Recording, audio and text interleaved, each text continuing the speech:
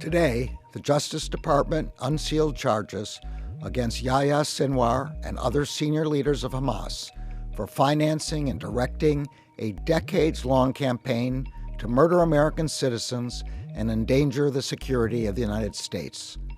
As outlined in our complaint, those defendants, armed with weapons, political support, and funding from the government of Iran and support from Hezbollah, have led Hamas's efforts to destroy the state of Israel and murder civilians in support of that aim.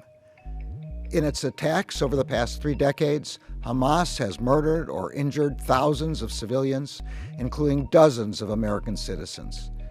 In the early morning hours of October 7th of last year, Hamas, led by these defendants, committed its most violent, large-scale terrorist attack to date. During the attack, Hamas terrorists murdered civilians who tried to flee and those who sought refuge in bomb shelters. They murdered entire families. They murdered the elderly, and they murdered young children. They weaponized sexual violence against women. On October 7th, Hamas terrorists murdered nearly 1,200 people, including over 40 Americans, and kidnapped hundreds of civilians. They perpetrated the deadliest massacre of Jews since the Holocaust. This weekend, we learned that Hamas murdered 6 more hostages, including Hirsch Goldberg Poland, a 23-year-old Israeli American. We are investigating Hirsch's murder and each and every one of the brutal murders of Americans as acts of terrorism.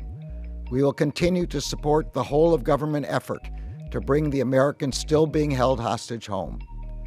The charges unsealed today are just one part of our effort to target every aspect of Hamas's operations. These actions will not be our last. The Justice Department has a long memory. We will pursue the terrorists responsible for murdering Americans and those who illegally provide them with material support for the rest of their lives.